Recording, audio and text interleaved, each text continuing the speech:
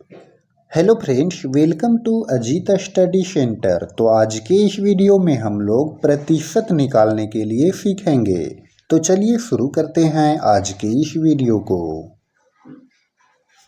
तो सबसे पहले हम जान लेते हैं कि प्रतिशत का मतलब क्या होता है।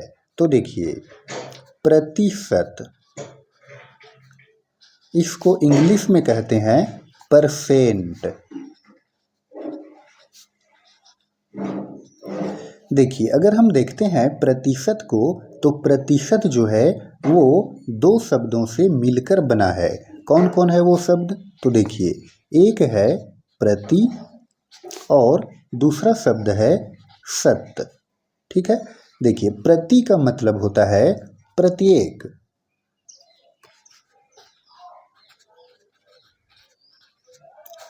और शत का मतलब होता है 100 में। ठीक है,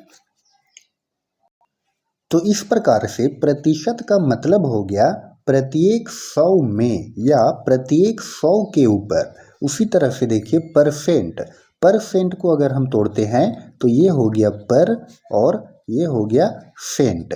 पर मतलब हो गया प्रत्येक और सेंट का मतलब हो गया सेंचुरी, मतलब कि 100 में। तो प्रतिशत का मतलब होता है प्रत्येक 100 में या प्रत्येक 100 के ऊपर।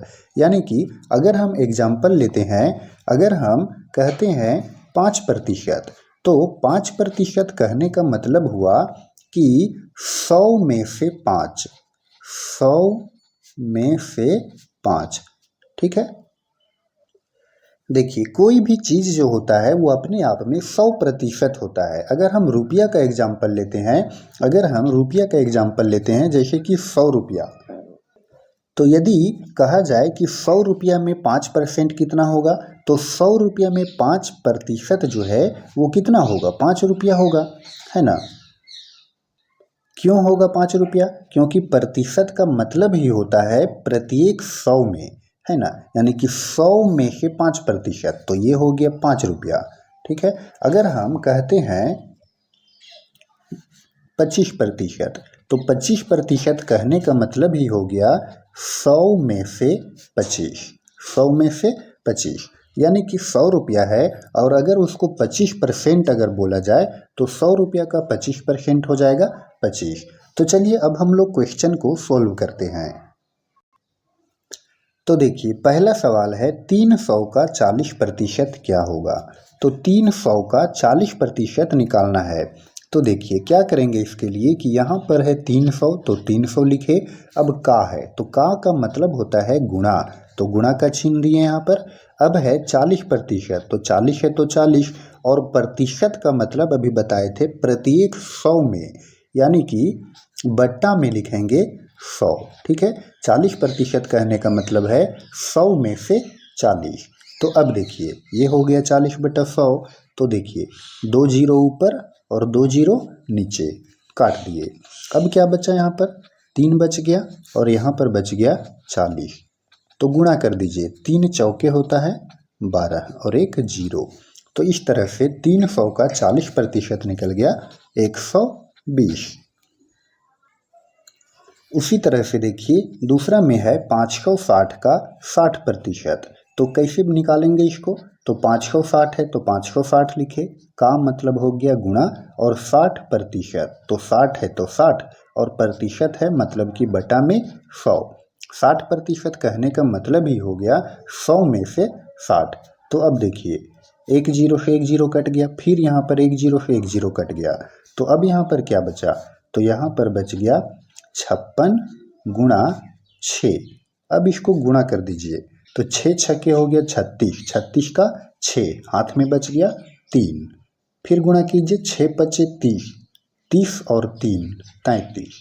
तो इस तरह से 560 का 60% हो गया 336। ये हो गया आंसर।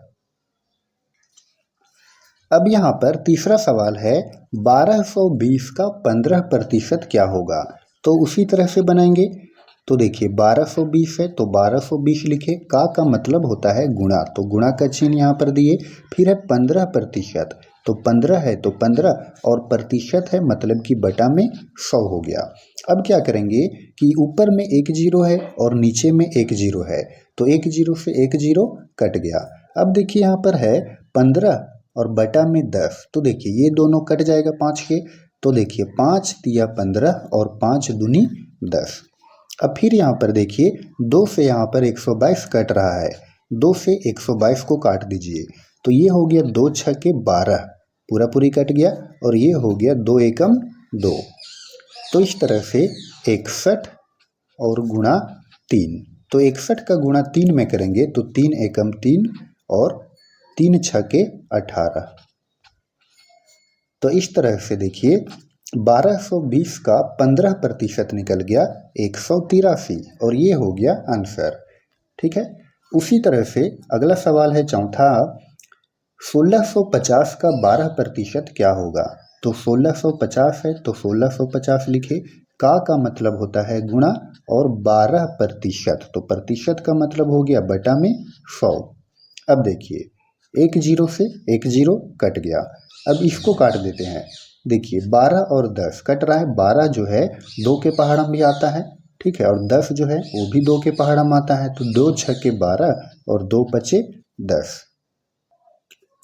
अब इसको 5 से काट दीजिए 165 को, तो 5 तिया 15, यहाँ पर था 16, तो 16 में 15 घटाए तो 1 हो गया, अब 1 इसमें जुड़ गया तो ये हो गया 15, तो 5 तिया 15। अब यहाँ देखिए ये हो गया 33 और ये हो गया गुणा में 6।